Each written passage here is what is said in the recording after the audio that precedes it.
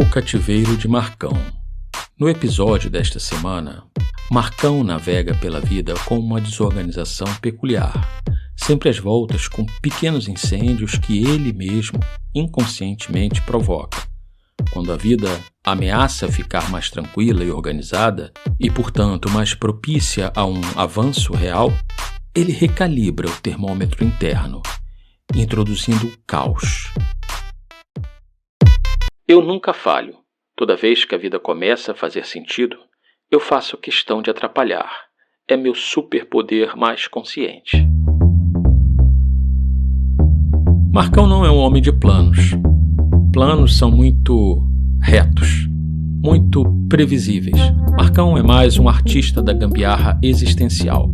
Sua vida é uma série de ajustes de última hora, pequenos incêndios que ele apaga com um copo d'água meio vazio e uma piada sem graça. Tá vendo? Ele sempre diz para si mesmo, secando o suor da testa depois de resolver uma encrenca que ele mesmo causou por esquecer uma data. Isso é que é viver, improvisação pura. E toma o seu gole de café frio, sentindo o gosto amargo da vitória. Marcão tem um talento único, um dom. É o dom de recalibrar o caos. Tudo começa a ficar muito quieto, muito organizado. A semana promete ser produtiva. A conta do banco está estável. Não há brigas no horizonte. É aí que o termômetro interno dele começa a apitar. Temperatura emocional muito baixa, risco de introspecção, risco de perguntas maiores. E então, quase que por inércia, ele dá um jeito de virar o termostato. Às vezes é esquecer de pagar uma conta até o último dia útil, exudando uma microdose de adrenalina com notas de cortisol por conta da surpresa da lembrança, seguida da correria. Outras horas é puxar assunto com aquele amigo problemático que ele sabe que vai sugar suas energias por 3 dias. Ou começar um projeto pessoal grandioso. Vou aprender alemão. Às 11 da noite de uma terça-feira, comprando todos os livros e desistindo na quarta-feira de manhã, exausto. O importante é que haja ruído externo que abafe o sussurro interno. Aquele sussurro do fundo do peito que o Raul cantava. Convencer as paredes do quarto? Marcão nem deixava as paredes falarem. Ele ligava o ventilador velho, barulhento, para abafar qualquer som de rachadura. Autossabotagem? Ele pensa, se olhando no reflexo embaçado do micro-ondas enquanto esquenta um miojo. Que palavra dramática! Eu chamo de manutenção do ecossistema. É verdade. O ecossistema de Marcão precisa de uma certa umidade de estresse. Um clima temperado de bagunça. A paz prolongada é um deserto onde coisas estranhas crescem. Tipo ambição, tipo vontade de mudar. E mudança. Mudança, meu amigo, é um terreno pantanoso. Você pode afundar, pode se perder. Melhor ficar no seu pântano familiar, onde você sabe a profundidade de cada poça de ansiedade. O cativeiro não tem grades visíveis. Tem a textura macia do hábito.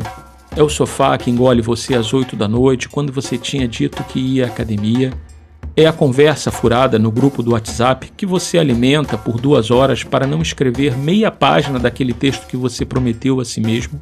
É cativante porque é fácil, é reconhecível. Você é o herói trôpego da própria comédia de erros. Olha só o Marcão, sempre se enrolando. É uma identidade. Pode não ser brilhante, mas é sua. E na falta de um troféu, um personagem já é alguma coisa. Foi numa dessas calmarias perigosas, uma tarde de domingo sem compromisso, a casa milagrosamente em ordem e a mente assustadoramente serena, que a armadilha do silêncio se armou. Ele estava só, sentado na varanda, sem celular, sem livro, sem nada para consertar ou evitar. O céu estava cinza, parado, e o sussurro, aquele maldito sussurro, encontrou uma brecha no sistema de som. Veio como uma imagem. Um flash de uma memória antiga, de antes do termômetro do caos ser instalado. Ele com uns 20 e poucos anos, molhado da chuva, rindo à toa numa esquina com os amigos, com uma sensação clara e idiota de que o futuro era uma porta aberta e ele poderia escolher qualquer uma. Não era nostalgia doce, era um soco no estômago. A imagem vinha com uma legenda implícita e irrespondível. o que você fez com aquele cara que acreditava em portas abertas. E aí a piada interna falhou. O comentário ácido, o escudo de sarcasmo, a voz que sempre dizia: "Ah, mas aquele cara era um otário ingênuo." Ela engasgou. Ficou muda. De uma forma muito rara, Marcão olhou para a própria estratégia de sobrevivência e não viu um mecanismo engenhoso. Viu uma pessoa assustada, trancando todas as portas e depois reclamando que o quarto era abafado. A fratura foi instantânea e silenciosa. Um clique perceptivo, seco, dentro do crânio, como a chave de um termostato girando de automático para manual. E na posição manual, ele sentiu, com uma clareza que doía, o botão sob seu dedo. Ele era o operador. Ele escolhia a temperatura.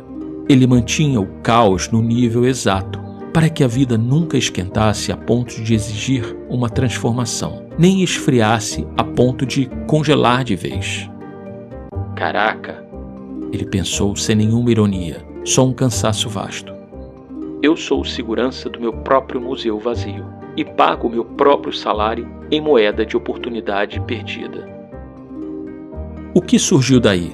Nada de muito definível. Não veio uma vontade súbita de mudar, não houve um levantar heróico da cadeira, pelo contrário. O peso ficou mais claro, mais denso. A equação, finalmente visível, era insolúvel. De um lado, o conforto conhecido do caos administrado. Do outro, o terror vertiginoso do silêncio fértil, onde as coisas de verdade poderiam crescer. Ou não. Ele não saiu da varanda, não fez uma lista, não traçou um plano, Deus me livre.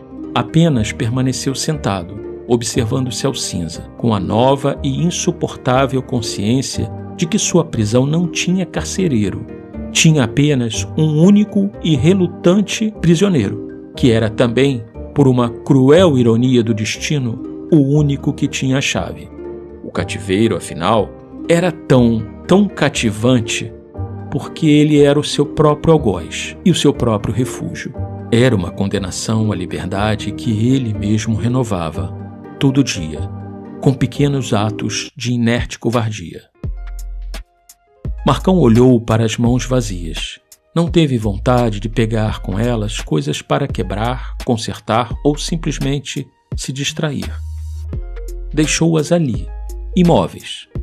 A chuva do lado de fora começou a lavar o mundo, e ele, dentro do seu ecossistema perfeitamente equilibrado, respirou fundo o ar do paradoxo. A paz, que tanto evitava, estava justamente no meio do furacão que ele mesmo mantinha em rotação. E, por enquanto, bastava saber disso. Bastava essa fratura, essa trégua irônica consigo mesmo. O resto era silêncio. Mas, inevitavelmente, desta vez, o silêncio não era um inimigo a ser abafado. Era apenas um som qualquer, como o da chuva.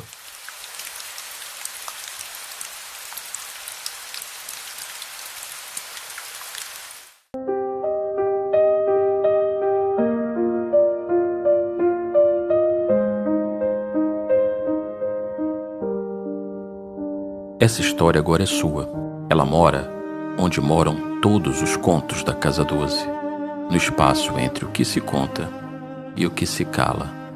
Se ela ecoou em você, curta e compartilhe este episódio com alguém. Afinal, algumas histórias só se completam quando são passadas adiante.